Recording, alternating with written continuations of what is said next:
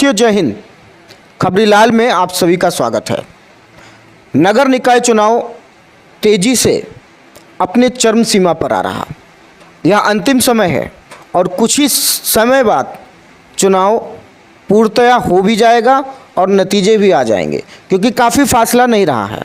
इस बीच महमूदाबाद में चुनावी सर्वे भी हो रहे हैं और साथ ही साथ चाहे वो पान की दुकान हो, चाहे वो नाई की दुकान हो, चाहे वो पकौड़ी की दुकान हो, चाहे वो बताशे की दुकान हो, हर कहीं चर्चा तेज है।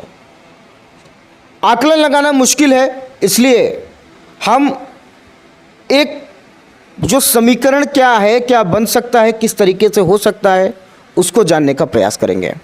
आज खबरीलाल के साथ उपस्थित हैं रितेश रस्तोगी जी। रितेश रस्तोगी जी भाजपा से टिकट की दावेदारी भी कर रहे थे, मांग रहे थे। जहां तक चुनाव में देखा गया, टिकट से पहले रितेश रस्तोगी नाम का शोर भी टिकट की दौड़ में था। आपका स्वागत है। सबसे पहले मैं आपसे ये जानना चाहूँगा कि एट अ टाइम आपने क्विट किस लिए किया और क्या वजह रही इसके पीछे? सबसे पहले तो धन्यवाद खबरीलाल कि मुझे इस मंच पे बोलने का मौका दिया। आपको ये पता होगा कि भारतीय जनता पार्टी से सबसे अधिक आवेदन किए गए थे जी, और जहाँ तक मुझे मालूम है कि जितने भी हिंदू प्रत्याशी हैं जी, उन सबके द्वारा भारतीय जनता पार्टी से ही टिकट मांगे गए थे। समाजवादी पार्टी से मुझे नहीं पता कितने आवेदन गए, लेकिन भारतीय जनता पार्टी से ज़्यादातर आवेदन हिंदू लोगों ने किए जी। चूँकि हम लोगों का मुख्य लक्ष्य भारतीय जनता पार्टी को जिताना है, हमें एक चीज़ बताई गई है कि हमारा जो प्रत्याशी है वो कोई व्यक्ति विशेष न होकर के कमल का फूल है जी। आवेदन करना, टिकट मांगना, चुनाव लड़ना, ये सबका विशेषाधिकार है, कोई भी कर सकता है। उसी श्रृंखला में चूँकि मैंने पार्टी के लिए काफ़ी समय काम किया है, पार्टी के विभिन्न पदों पर रहा हूँ, छोटे से कार्यकर्ता के रूप में भी पार्टी हमेशा हर व्यक्ति को महत्व देती है जी। उसी तहत हमने आवेदन किया। आवेदन करके जब लास्ट मोमेंट पे पता लगा कि कई प्रत्याशी ऐसे थे जो निर्दलीय भी उतरने की तैयारी में थे, क्योंकि मेरा लक्ष्य भारतीय जनता पार्टी को जिताना है, ना कि रितेश रस्तोगी या अमरीश गुप्ता या किसी अन्य व्यक्ति की जी।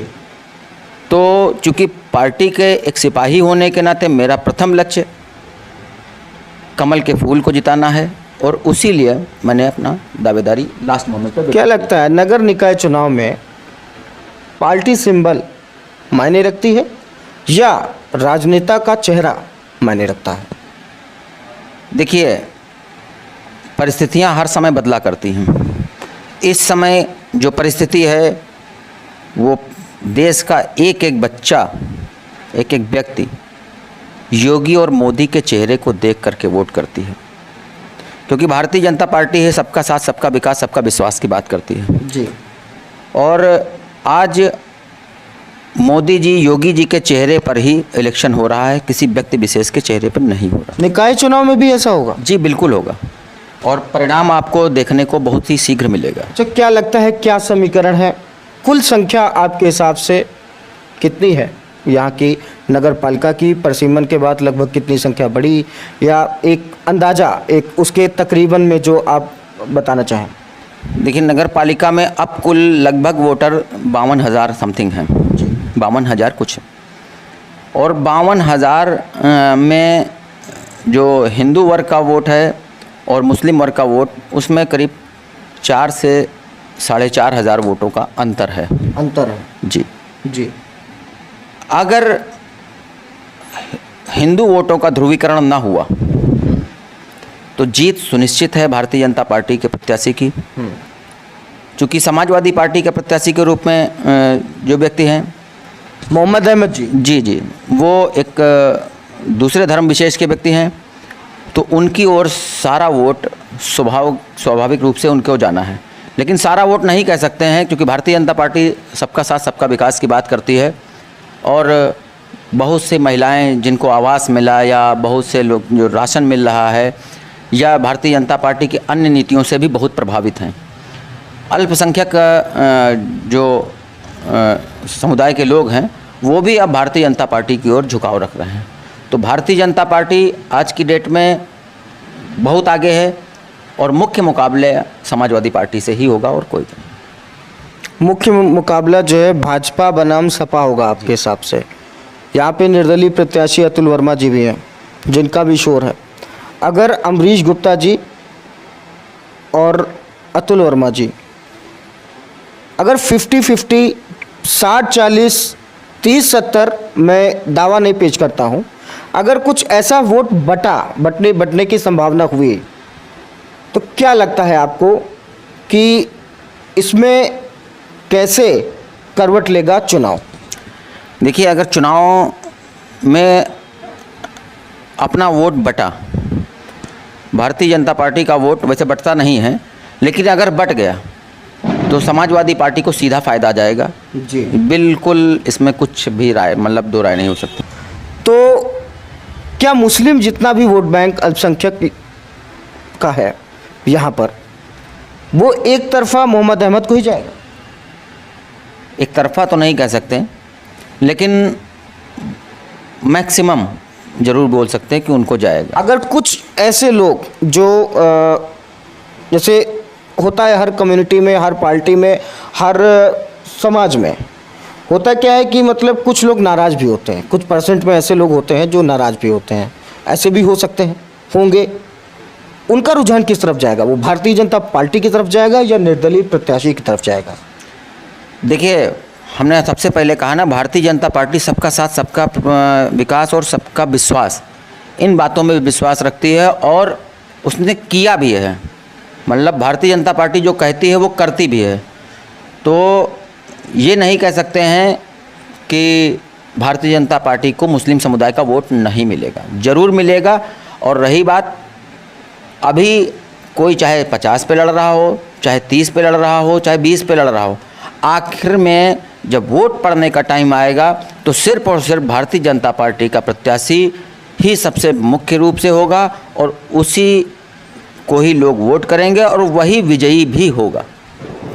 पिछला 5 साल, उसके पहले का 5 साल, उसके पहले का 5 साल, 15 साल हो गए यदि मान लिया जाए। 15 साल पूर्व जो विकास की दर रही, किसी भी कार्यकाल में रही हो, किसी भी अध्यक्ष के अंतर्गत रही हो, विकास का पैमाना क्या है? लगभग जो विकास दर है वो कितनी होगी? पिछले चुनाव में निर्दलीय प्रत्याशी के रूप में ममता सोनी जी चुनाव जीती थी। अब चूँकि पिछली बार भी भारतीय जनता पार्टी का प्रत्याशी को विजयी नहीं हुआ था और उसके पहले भी 2 बार समाजवादी पार्टी का ही प्रत्याशी जीता था। तो विकास जिस तरीके से होना चाहिए था वो नहीं हो पाया। अब चूँकि इतने वर्षों के पश्चात हम लोगों ने भारतीय जनता पार्टी का विधायक बनाया है, आज भारतीय जनता पार्टी का सांसद है और भारतीय जनता पार्टी का ही जिस दिन हम लोग नगर पालिका अध्यक्ष भी बना लेंगे तो निश्चित रूप से मैं कह सकता हूं दावे के साथ कि महमूदाबाद में विकास की गंगा बहेगी। आपने सुना क्या चुनावी समीकरण है, क्या कैसे बन सकता है, ये व्यक्तिगत राय है, सर्वे भी हम करेंगे। और एक बात मैं आज और स्पष्ट करता हूँ, खबरीलाल के दर्शक हमारे सर्वे पर भरोसा करते हैं।